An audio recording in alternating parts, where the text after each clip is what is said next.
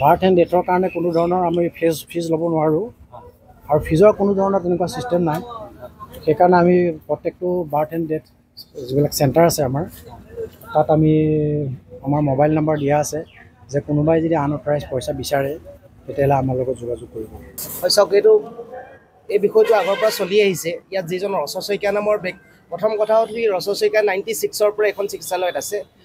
কাৰ আশীৰ্বাদ পুষ্ট হৈ তেওঁ বাৰ বাৰ এনেকুৱা জালিয়াতি কৰি থাকে, পইচা লৈ থাকে, অভিযোগ উঠি থাকে, কিন্তু আজিলৈকে বদলি হোৱা নাই। প্ৰথম কথাটো কোনজন বিষয়াৰ আশীৰ্বাদ পুষ্ট হৈ তেওঁ এতিয়ালৈকে তেওঁ নিজৰ চকীখন খামোচা মাৰি ধৰি আছে, এই বিষয়টো তদন্ত হ'ব লাগে। আমি জিলাৰ স্বাস্থ্য বিষয়াগৰাকীক অনুৰোধ জনাইছোঁ, লগতে অসমৰ স্বাস্থ্যমন্ত্ৰীকো অনুৰোধ জনাইছোঁ যে এই বিষয়টো এটা তদন্ত চলাব লাগে যে কাৰ আশীৰ্বাদ পুষ্ট হৈ ৰচ শইকীয়া এতিয়ালৈকে এই চকীখন খামোচ মাৰি ধৰি আছে। আপোনাৰ তাত বাৰ্থ চাৰ্টিফিকেট বা ডেথ চাৰ্টিফিকেট বনোৱা হয় নেকি? হয়। কেনেকৈ লয় আপোনালোকৰ প্ৰচেছটো কি হয়? প্ৰচেছটো তাৰমানে আপোনাৰ অফলাইন কামখিনি হস্পিটেলত হয়, বাকী অনলাইনখিনি মই কৰি দিওঁ আৰু। সেইটো ফিজ কিমান হয়? ফিজটোতো গভৰ্ণমেণ্ট চাৰ্জটো তেনেকৈ নাথাকে, 300 লওঁ আৰু। 300টো অকল আপুনি লয় নে আৰু কোনোবাই লয়? হস্পিটেলৰ পৰা ল'ব বাৰু, মই 300 ৰাখোঁ। কোনে কয় ল'বলৈ হস্পিটেলৰ পৰা? হস্পিটেলৰ তাৰমানে আপোনাৰ ৰচ শইকীয়া বোলে তেখেতে কৈ দিয়ে। আপুনি পূৰা 300 টকাটো আপুনিয়ে পায় নে সেইটো হস্পিটেলো ভাগ পায়? অলপ সেন্টাৰ যাম। হস্পিটেলত দিব লাগে মানে। হস্পিটেলমান দিয়ে আপুনি? 200 দিওঁ। 200 আপুনি 200 লয়? অৰিজিনেল মানে নহয় 100 ৰাখোঁ। আপোনাৰ মানে অৰিজিনেল 100, 200 হস্পিটেললৈ যায়। হস্পিটেলখনৰ নাম কিমান দিয়ে আপুনি? হস্পিটেল হেৰি পূৰ্ণগ্ৰাম ষ্টেট ডিছপেঞ্চাৰী। আপুনি হস্পিটেলৰ যিজন আপোনাক যি কাম কৰিবলৈ গৈ তেওঁক কিমান দিয়ে আপুনি? 200 দিওঁ। এখন চাৰ্টিফিকেট নহয়? নিশ্চয়কৈ চাওক, আমি এই অভিযোগটো পাই আহিছিলোঁ আৰু অসম জাতীয়তাবাদী যুৱ ছাত্ৰ পৰিষদ পৌৰনিগম আঞ্চলিকে অভিযোগটো পোৱাৰ লগে লগে তৎক্ষণাত আমি পৌৰনিগম ৰাজ্যিক চিকিৎসালয়ত উপস্থিত হ'লোঁ আৰু উপস্থিত হৈ বহু কথা বতৰাৰ পৰা আমি জানিলোঁ সেই কথাটো সত্য। তেওঁ যি বাৰ্থ আৰু ডেথ চাৰ্টিফিকেটৰ নামত 100 টকাৰ ক্ষেত্ৰত বা কিবা তেনেকুৱা চৰকাৰী গাইডলাইন আছে যদিও আমি নাজানো, কিন্তু মই ইমৰান হুছেইন ছাৰক ফোন কৰাৰ মতে এটকাও তেওঁ তেনেকুৱা গাইডলাইন নাই, চৰকাৰী পক্ষই ল'ব নোৱাৰে। তেনে ক্ষেত্ৰত তেওঁ এখন বাৰ্থ চাৰ্টিফিকেটৰ পৰা ডেথ চাৰ্টিফিকেটৰ পৰা 300 টকাকৈ লয় আৰু 300 টকাটো তেওঁ কি কৰে, ওচৰতে এটা কম্পিউটাৰ চেণ্টাৰ আছে তেওঁৰ ওচৰলৈ পঠিয়াই দিয়ে আৰু তেওঁ সেই 300 টকাটো লৈ আমি গৈ সেই কম্পিউটাৰ চেণ্টাৰৰ ল'ৰাজনক আজি সুধোতে তেওঁ ক'লে যে মোৰ ফিজ মাত্ৰ 100 টকা আৰু বাকী যি 200 টকা থাকে সেই 200 টকাটো মই হস্পিটেল কৰ্তৃপক্ষৰ যি ৰচ শইকীয়া তেওঁক দিব লাগে। বুজাবুজি আছে নেকি? নিশ্চয়কৈ আমি গম পালোঁ তেনেধৰণৰ চুক্তি আছে, তেওঁ সেই 200 টকাটো ৰচ শইকীয়া নামৰ সেই বিশেষ ব্যক্তিজনক দিব লাগে। আৰু আমি আহি পেলাই ইয়াৰ কৰ্তৃপক্ষৰ লগত যেতিয়া কথা পাতিলোঁ তেতিয়া তেওঁলোকে ক'লে যে দিনটোত প্ৰায় 5খন এনেধৰণৰ বাৰ্থ চাৰ্টিফিকেট বা ডেথ চাৰ্টিফিকেট দিয়া যায়। আমি এই ক্ষেত্ৰত যদি আমি ধৰোঁ প্ৰতিদিনে 5খনকৈ গ'লে 1000 টকা, তেওঁ মানে মাহটোত প্ৰায় 30,000 টকা যি চৰকাৰী তেওঁ দৰমহা আছে তাৰ উপৰিও সেই 30,000 টকা হৰলুকি কৰে।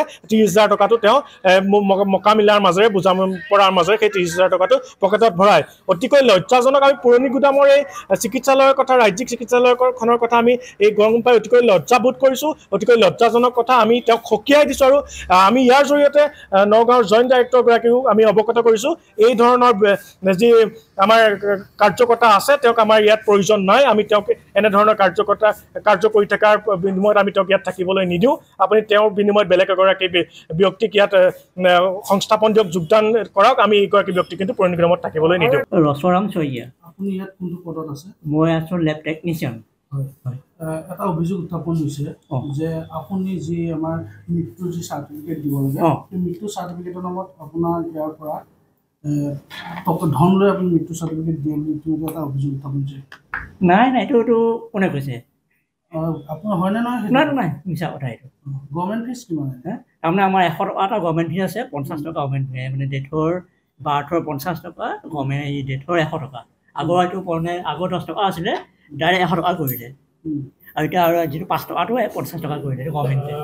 এতিয়া কথাটো হৈছে আপোনাৰ ইয়াৰ পৰা যিহেতু আজিকালি অনলাইন কৰিব লাগে, অনলাইন হয়, গতিকে আপোনাৰ ইয়াৰ পৰা আপোনাৰ চিনাকি কেইখনমান কম্পিউটাৰ দোকান আছে, তাত আপুনি অনলাইন কৰিবলৈ দিয়ে আৰু তাৰ বাবদ আপুনি কমিশ্যন লাভ কৰে। নাই আমাৰ হাতত মন্তব্য আছে। নাই আপুনি আজি এইখন আহিছে, এইখন আহিছে কি হৈছে এওঁলোকৰ গাঁৱৰ এখন আমি এইখন মই ক'লো অনলাইন কৰি লৈ আহিব, মানে মেডিকেলখন মই কৰাই দিছে, মই ফিল আপ কৰি আছোঁ, এখন মেডিকেল ফিল আপ কৰি দিম, আপুনি সেই অনলাইনটো কৰি আনিব, আনি মই জমা দিম। কম্পিউটাৰ দোকানত 300 টকাটো যদি লয়, আপোনালৈ 200 টকা তাৰ পৰা আহে? নাই আমি ইয়াতে 100 টকা মেডিকেলৰ ফিজ এইখন যে মেডিকেল এনেকুৱা ইয়াতে বাইদেউ ফিল আপ কৰে বাইদেউ ফিজ এটা দিওঁ আৰু আমাৰ আৰু দুটা অনলাইন হয় এখনত তাৰমানে এবাৰ বাহিৰত কৰি আনে তেওঁলোকে ইতিমধ্যে আপোনাৰ বিৰুদ্ধে তেখেতে মন্তব্য দিছে যে আপোনালোকৰ যি আপোনাৰ নাম কৈ কৈছে যে আপুনি 200 টকা দিব লাগে তেখেতৰ অৰিজিনেল হৈছে কম্পিউটাৰ যিখন দোকানত অনলাইন কৰিব কৈছে নাই আছে আমাৰ নাই নাই নাই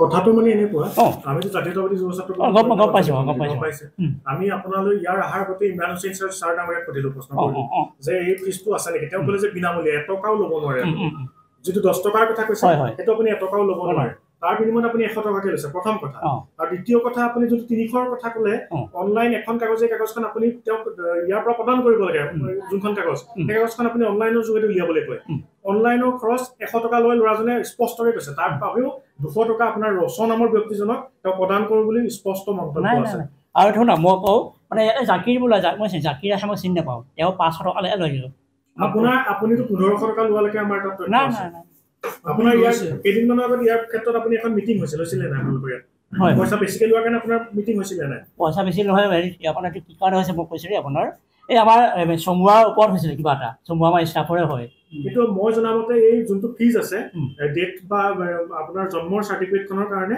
সেইখনৰ কাৰণে আপোনালোকৰ এখন মিটিং হৈছিলে মিটিংখনত আপোনালোকৰ এটা পইচা নিৰ্ধাৰণ কৰা হৈছিল আপুনি কোৱাৰ কাৰণে কিন্তু আমি জনাৰ মতে ইমৰান হুছেইন ডাঙৰীয়া ছাৰক আমি সুধিলো আপুনি কোনো ফিজ ল'ব নোৱাৰে গভৰ্ণমেণ্ট ফিজ আপোনাৰ কিবা গাইডলাইন আছে দেখাই দিছোঁ আৰু আপুনি বহুত লোকক লৈছে পইচা অনলাইনৰ ফিজ আপোনাক যদি অনলাইনত তেওঁলোকে যিটো কয় তাৰ পৰা আপুনি কমিশ্যন পায় নাই আপোনাক কমিশ্যন মই ইয়াত 100 টকা এটা মই লওঁ মেডিকেলৰ ফিজ এটা দিওঁ বাইদেউ আৰু বাইদেউৰ ফিজটো কিয় দিব লাগে মেডিকেলৰ ফিজটো লয় এইটো কিয় ল'ব চৰকাৰী বিষয় স্বাস্থ্য সিদিনাখন মই এটা কথা কওঁ সিদিনাখন মানে কি হ'ল মেডিকেলখন আমাৰ নকৰোঁ বাইদেউ ক'লে বাইদেউ নকৰে তাৰমানে কি হ'ল LIC আছে মই আপুনি চামগুৰিত কৰি আনো 500 টকা লৈছে বোলে আৰু আপোনাক যদি তাৰ বিনিময়ত আপুনি যদি কিবা যদি পইচা লৈছে আপোনাক যদি তথ্য দিওঁ এই টেবুলত দম হৈ যাব এপ্লিকেশ্যন আপুনি হিচাপ কৰি পাত্তা নাপাব আপোনাক যদি তথ্য আপুনি এই হস্পিটেলত কিমান বছৰ ধৰি চাকৰি কৰি আছে মই 96ৰ পৰা